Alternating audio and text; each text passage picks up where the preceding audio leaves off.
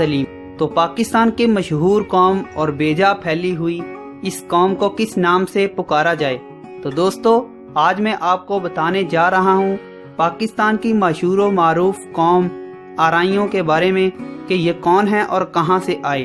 आराई ज़ात के आबाओ अजदाद अरिहाई फ़लस्तीनी अरब थे जो 712 में दरियाए उर्दन के किनारे आबाद शहर अरीहा से हिजरत करके आए थे।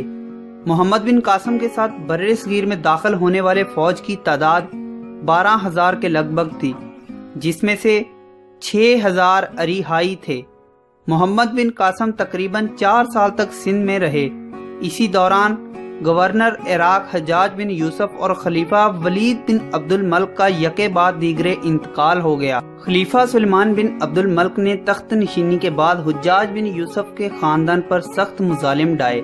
इसी दौरान उसने मोहम्मद बिन कासम को भी हज्जाज बिन यूसुफ का भतीजा और दामाद होने के जुर्म में गिरफ्तार करके अरब वापस बुला लिया, जहां वो 7 माह कैद में रहने के बाद इंतकाल कर गए। खलीफा के इन जालमाना कार्रवाइयों की वजह से अरिहाई फौजियों ने अपने आबाई वतन वापस न जाने और बर्रे सगीर में ही क़याम का फैसला कर लिया था। खलीफा के इताब से बचने के लिए उन्होंने फौज की मुलाजमत छोड़ दी और खेती बाड़ी को अपना जरिया मुआश बना लिया। कुछ अशरों बाद वो आहिस्ता आहिस्ता वस्ती और मशरकी पंजाब की तरफ चले गए और वक्त के साथ साथ उनकी अगली नस्लें पूरे बरसगीर में फैल गईं। सदियों तक गैर अरब इलाके में रहने और मुकामी आबादियों के साथ घुल मिल जाने की वजह से अरब अरिहाई जहां अपनी अरबी जुबान छोड़कर अजमी हो गए, वहां उन्होंने बरसगीर की मुकामी जुबानों पर भी गहरा असर छोड़ा।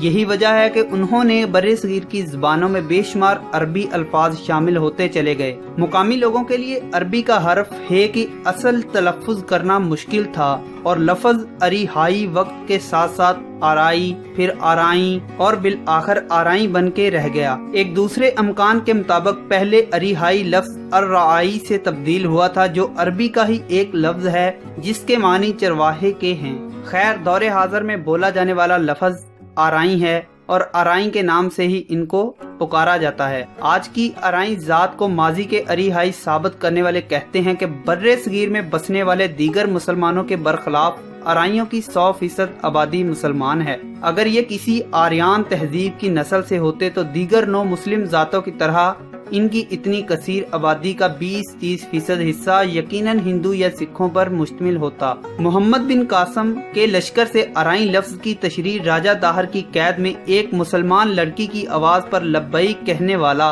12,000 अवाम का इस्लामी लश्कर लिए पहली बार बरसगीर में दाखिल हुआ। पहला लश्कर जो छोटा सा था और पिछले लश्करों की रहनुमाई करता हुआ जा रहा था, जो लश्कर से 3-4 मील आगे रास्ता की रहनुमाई कर रहा था। बाकी दाएं तरफ का लश्कर मीमना और बाएं तरफ वाला लश्कर मेसरा और दरमियान का लश्कर कलब था। हर इस्लामी लश्कर के पास एक झंडा होता था जिसको फौज हर सूरत में बुलंद रखती थी और जंग के इख्तिताम पर ये मफ्तूहा जमीन पर गाड़ दिया जाता था। इस झंडे का जिक्र नबी अकरम मोहम्मद सल्लल्लाहु अलैहि वसल्लम ने जो गज़वात खुद लड़े उनमें भी है और सहाबा इकराम ने इनको गिरने से बचाने के लिए शहादतें नोश फरमाई हैं। इस फतह के निशान वाले झंडे का नाम अर्राइया होता था। फतह के बाद इस शामी फौज के सिपाही को अर्राइया की निस्बत से अर्राई कहा जाता था। आराई लफ्ज को इंग्लिश में आरीन कहते हैं। इंग्लिश तारीख दानों ने जो ये लिखा है कि आरीन ने यूरोप से आकर यहाँ हमला किया और आबाद होते गए, बिल्कुल ठीक लिखा है, क्योंकि जब ये वाकया हुआ इस वक्त शाम में इस्लामी खिलाफत और दुनिया की सुपर पावर थी और इस सल्तनत के इलाके यूरोप में भी थे। खलासा कलाम ये कि आराई कौम बर्रे सगीर पाको हिंद में अरब से मोहम्मद बिन कासम की क़यादत में ही आई थी, जो बाद में मुस्तकिल तौर पर यहाँ रिहाइश पजीर हो गई। इनमें ज्यादातर लोग आज भी खेती बाड़ी के शोबे से ही मुंसलिक हैं। शेख शाह मुल्ला मियाँ मलक चौधरी भुट्टो महर हजाजी सलीमी शामी आर्या अरब की सरजमी पर रहने वाले बसने वाले आराई कहलाते हैं। कसूर के